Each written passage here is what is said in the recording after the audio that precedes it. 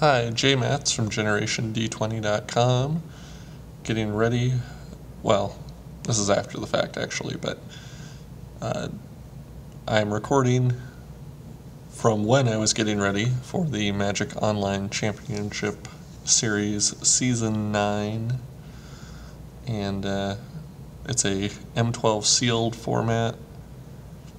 695 players ended up showing up, so pretty large event.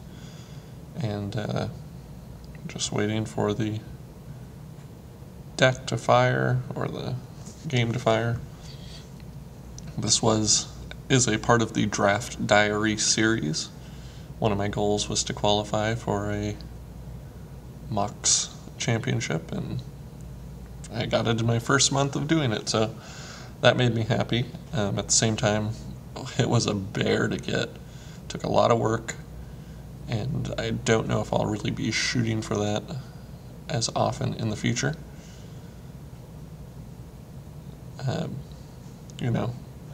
I guess meet your goal and then cross it off your list and move on.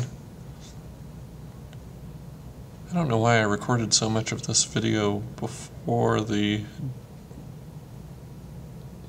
thing actually fired. It is 8:59 and I know it's supposed to fire at 9 o'clock, so I'm sure it's going to fire soon.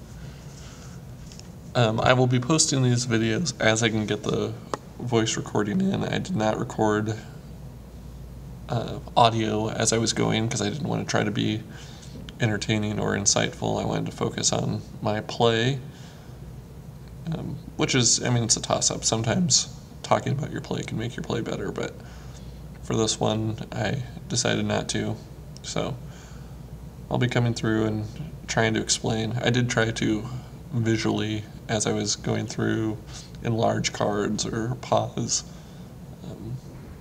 in the way that I would want to explain. So hopefully I'll be able to tell you what I'm doing. And it's now 9 o'clock, and apparently it doesn't fire right away. Oh, there we go.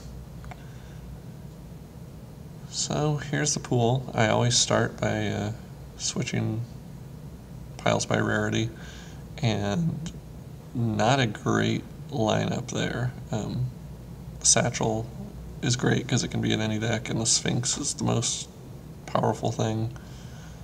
Dual land that's usable, but Sundial, World Slayer, Scrambleverse, and Sutured Ghoul, not good. Looking here, I see that I have the Mind Control and the Phantasmal Dragon, which make me think, along with the Sphinx, that blue would be pretty good. I see Oblivion Ring. I see Sengir Vampire. And I meant to sort by color, see what kind of depth blue had to back it up. And it looks like, going through the 3 Frost Breaths, for example, followed by a couple Skywind Drakes and an Aether Adept, blue is solid throughout, so I kind of knew that was going to be a color. It's good to see that in white, Pacifism could kind of pair with it. In black, what automatically caught my eye was those 2 Doom Blades. That definitely was the strength there. Red only had 1 burn spell in the Outrage. It did have 2 Bloodthirst creatures, and 2 good Bloodthirst creatures. And green was really pretty weak throughout. So I started building just with blue, tried to take the things I knew I was going to want to play. And I very quickly realized that I was going to be a little creature light in blue, so I went to white because I would love to play the Oblivion Ring and the Pacifism, but even in white I only had 4 creatures in white, and I knew I wanted to splash for the Doom Blades at least, but I started going through and trying to find what the best cards would be. And what I didn't like here is playing 3 colors with the white as a splash, but the white creatures were low cost, and so I wanted to be able to get them out early. And things like Sword's Thirst, Double Black, I may not get to that. Drifting Shade is only good if you're playing a lot of swamps, and I knew I wouldn't be doing that. But playing 3 colors, I considered Monolith, and when I looked at that,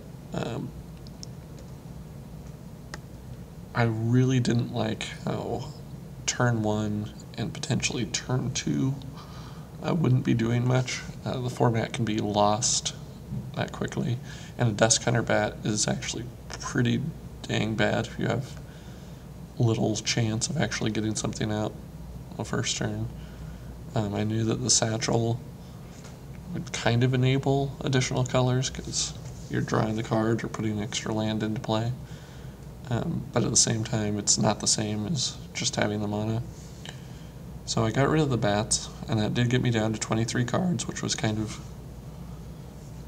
always my goal, especially if you're playing 3 colors. You're going to need at least 17 land to be able to reliably get to all of your options. And I went through then and separated from creatures from everything else. And the Satchel and the Monolith are permanents, so they would be something I'd like to cast on turn 3, but for the case of this, I just put them down there. Same with Mind Control. Mind Control, essentially, I'm thinking of as a creature, although I may be more hesitant to cast it on right when I get to 5, because I'd be looking for a bigger threat. I took a look around to see what other options might be available.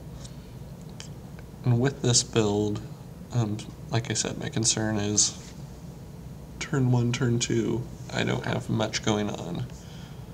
And then turn 3, I suddenly have a lot of action. But I started thinking about, what if I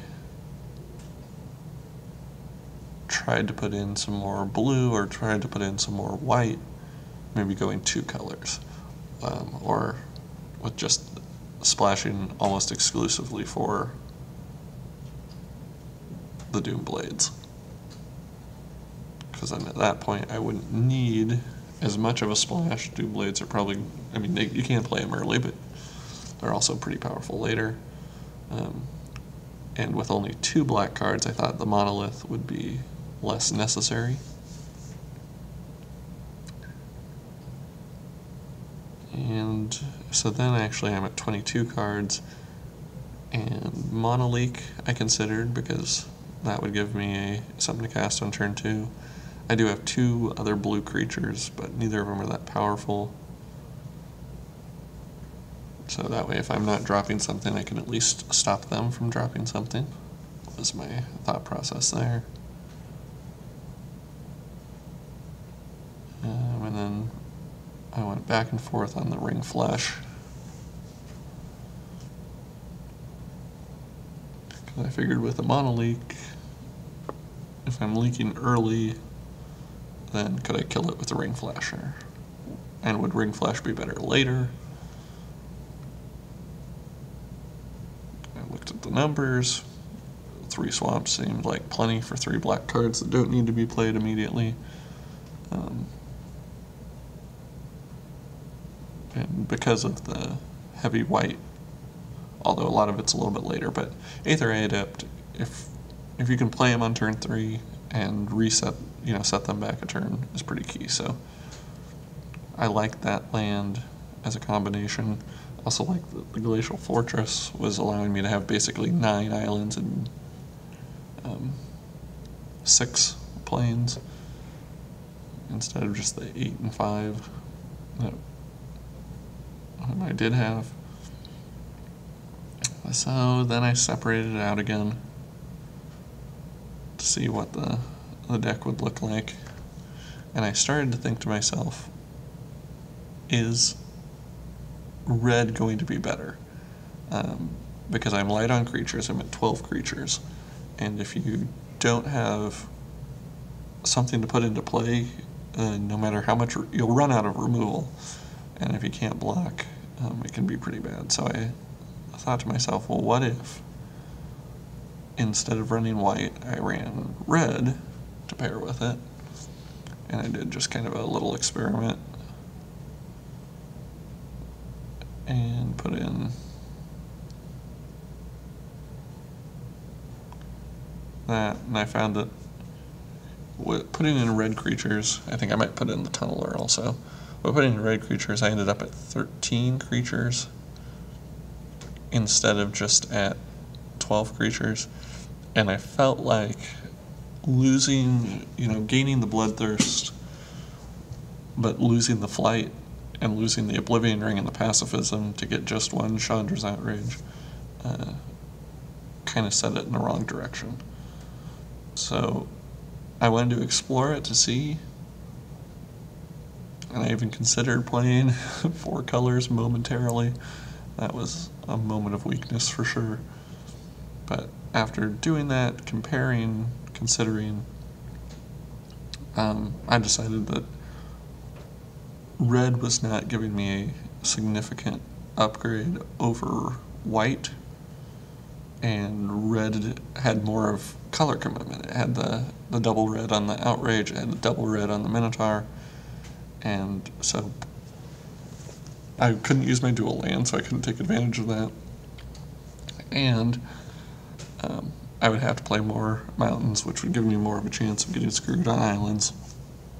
So after thinking about it, I decided that my best bet was going to be blue-white, splashing black. I went back through and put them in.